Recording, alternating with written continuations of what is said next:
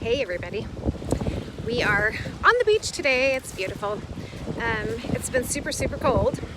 I think we've been doing this now for like 3 weeks and it was sunny and warm when we started, and then the last few days it's been super cold, like almost freezing at night. Did you fall down, buddy? You okay? Oh, I'm sorry. And getting like to the low 40s in the daytime, but today it's like 54 and the sun is shining, the beach is beautiful, and I made the kids get out of the trailer. We have been kind of not spending a ton of time in the trailer or even at the park. We've been going and doing things, visiting my parents, and I took the kids house hunting sort of one day, and we played in the park and met some friends and things. So we've been really busy kind of just doing other things besides hanging out here. So I thought today would be a great day to just be here and be on the beach and enjoy. So I thought I would share with you some of the lessons we've been working on and learning. Winterization is different, I've discovered, for different places across the United States, depending on where you're at. In the southern states it's dry, so they're working on humidification in their trailers or their RVs, and here it's very damp. Our humidity has been like above 80 outside, and inside the trailer is even more wet. So one of the things that we are needing to do, since we're enclosed now and keeping the doors closed a lot to keep the heat in, is to dehumidify the trailer. And so I have several of those little things that have the beads in them. Oops. You okay, bud? He's running on the logs and he fell twice, which is kind of not like him, but he's wearing his little ballet shoes. And so they're like desiccant and they absorb water, and we have those like in the cupboards where the clothes are, and on the ends of the boys' bunks where there's a lot of moisture. And then I got a little dehumidifier that I have running in the bathroom, and I've ordered a bigger dehumidifier because they just can't keep up. And then we have 2 little tiny space heaters that actually keep the trailer really warm. The heat almost never kicks on with them running, and they take very little energy, and they're pretty safe. They have a safety feature, so if they get knocked over or whatever, they go off. And so that's been keeping the trailer nice and warm. I'm trying to figure out what we're going to do about keeping the underneath side of the trailer warmer when it does start freezing, because we are supposed to have a cold winter this year. I think they said La Nina this year. So trying to figure out how I'll do some sort of skirting that we can take off when we are not using, moving, because we are mobile and we will be moving from one campground to another. So I need to figure that out. Somebody mentioned perhaps going to an upholsterer and having them make something for me, so we'll see. Anyway, we're kind of just carrying on and enjoying.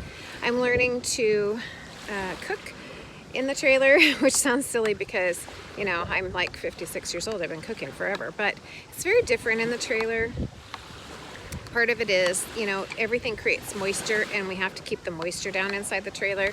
So when I can use the grill outside or cook in the Instant Pot or something, I try to do that to avoid having quite so much moisture.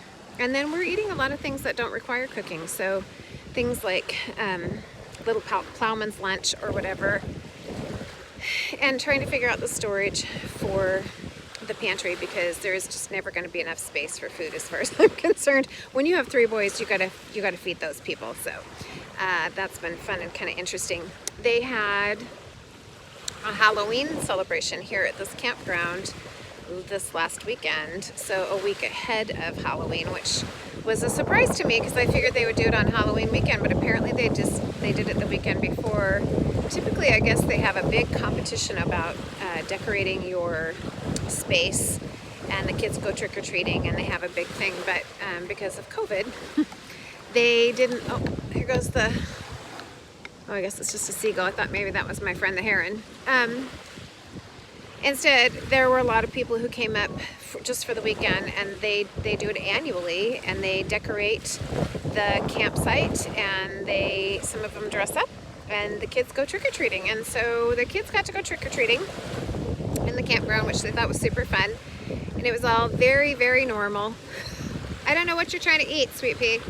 No, don't eat those, honey. They're rose hips, and they are edible, but they'll make your mouth itch, okay? My kids, the foragers. One of the things that we do that I think is really important is to teach my kids what you can eat in the wild and what you can't. And they know a lot of berries and things are edible, but rose hips, while they are edible, can in fact make your mouth itch if you are eating them without like having them cooked or whatever. So I let them know they can eat those, and they are good for tea. They are very high in vitamin C, but it's best not to just pick them and eat a whole bunch of them. The blackberry season was late this year, and so they have been eating blackberries up until about a week ago as they walk through the campground and pick them. He's got a whole handful of them.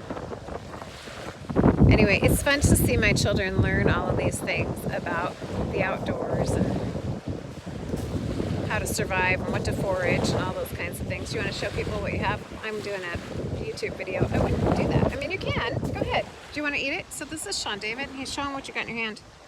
So these are rose hips. You see? And there are wild roses everywhere up here. And you can pick those. And some people make them into jam. If you dry them, they make great tea. And like I said, they are a great source of vitamin C. Did you leave? I think Jaden did leave. Yeah, he didn't really want to come in the first place. Go get a hammer. Oh, okay. Blacksmithing. Bows. Got it. Jay's currently into building bows, bow and arrows.